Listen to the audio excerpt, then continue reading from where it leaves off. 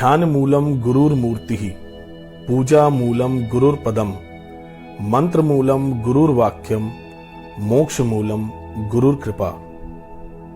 और इसी मूल मंत्र से संबंधित मेरे जीवन की घटना है जो मैं आज आप सभी के साथ शेयर करने जा रहा हूं। एक बार एक साधु की कुटिया में संध्या आरती का टाइम हो गया था, लगभग शाम के 7 बजे। नदी के किनारे छोटी सी कुटिया में एक आश्रम था जहां पे साधु अपने कुछ शिष्यों के साथ संध्या वंदन की तैयारी कर चुके थे। तभी उस साधु ने देखा कि दीपक जलाने के लिए माचिस नहीं है।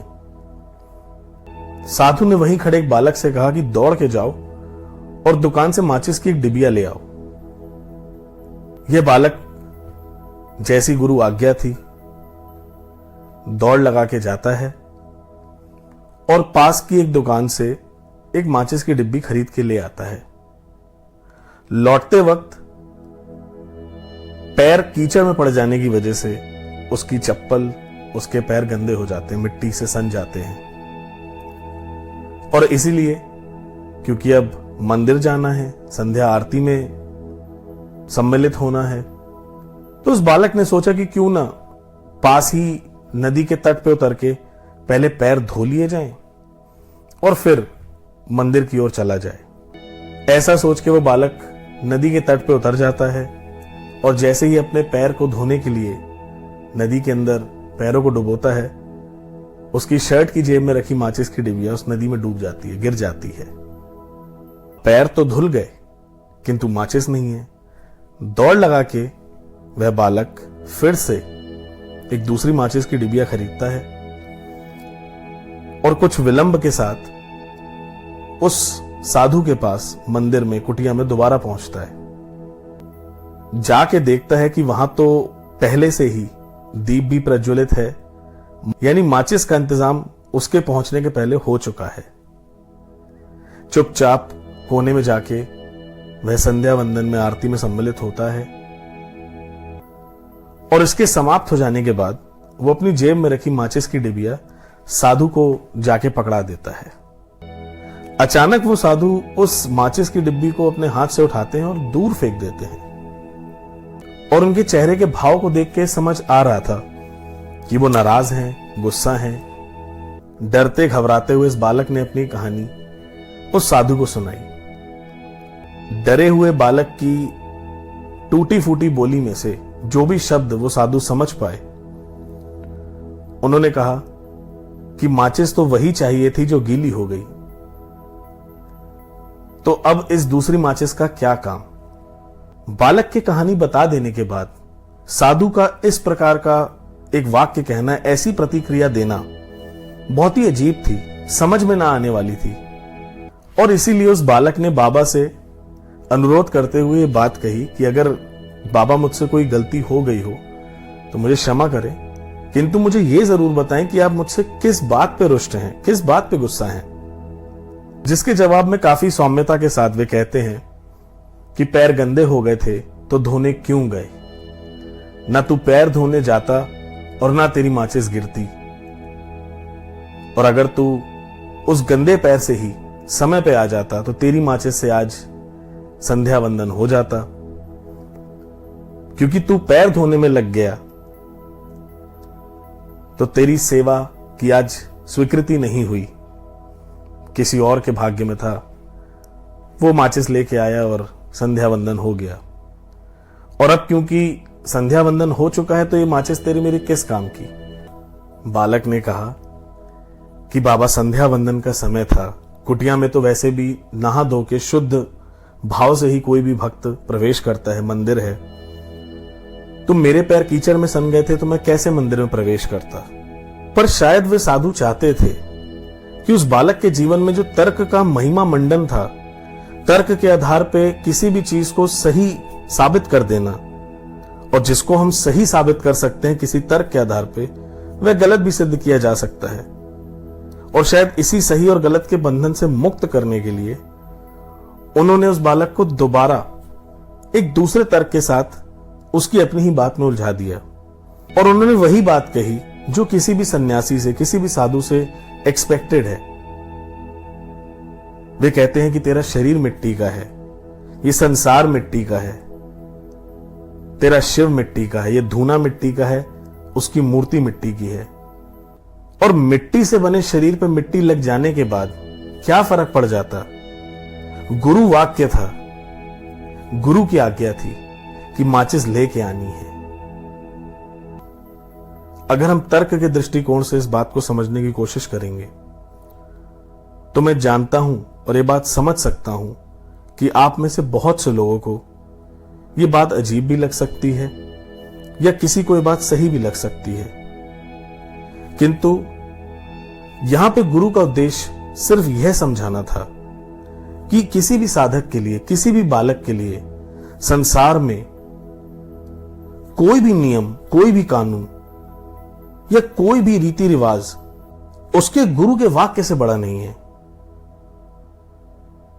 सिद्धों की परंपरा में, नाथों की परंपरा में गुरु वाक्य को परम माना गया है और उनके कथन झूठे भी नहीं है। हरि व्यापक सर्वत्र समाना, प्रेम ते प्रगट होई में जाना। एक अघोर, एक ऐसा संत, एक ऐसा सिद्ध जिसके जीवन में जरा सी भी कॉम्प्लेक्सिटी नहीं है, जो पूर्णतः सहज है, जिसे अच्छा बुरा सही गलत इसकी फिक्र नहीं है, वह किसी भी शिष्य को, अपने साधक को, अपने बालक को उसके जीवन का जो मूल ज्ञान है, जो मूल मंत्र है, वो शब्दों में अगर समझा देंगे, मंत्र कान में फूंक देंगे तो शायद वो सिद्ध ना हो।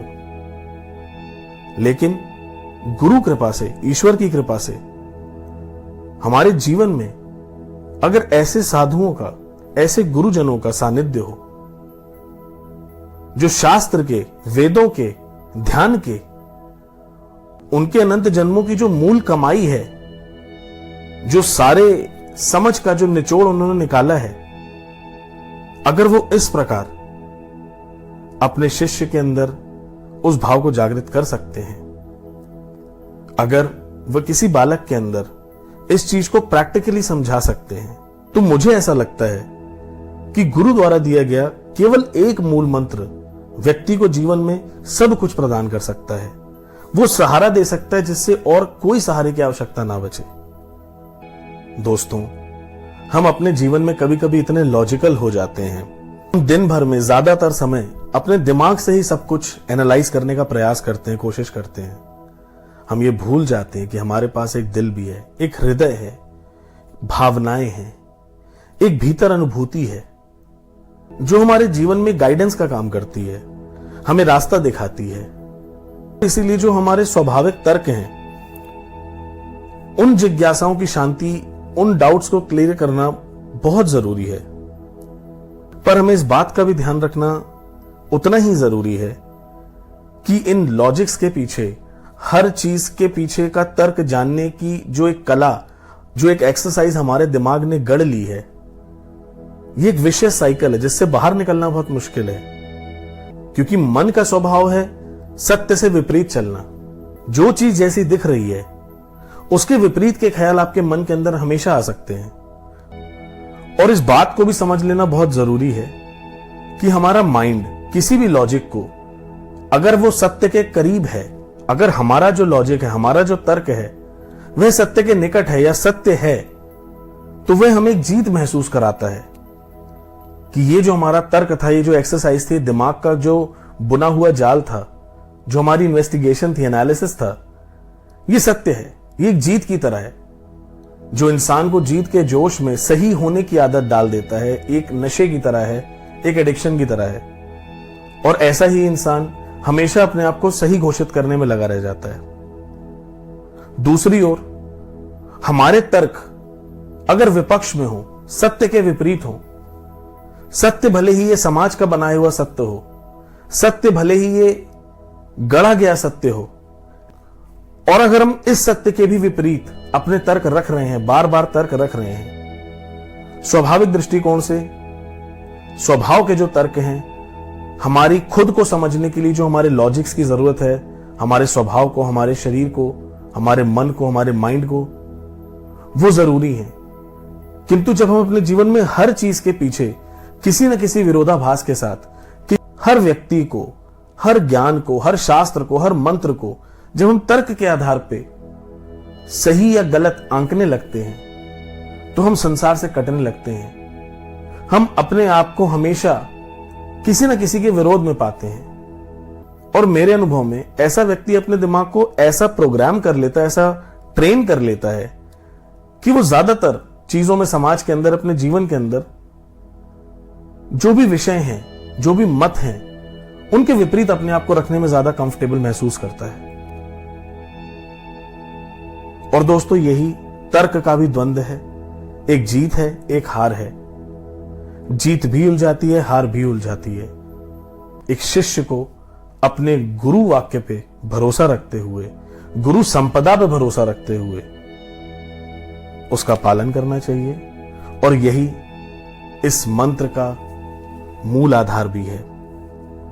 मनीषियों ने शास्त्रों में लिख दिया, ध्यान मूलम गुरुर मूर्ति।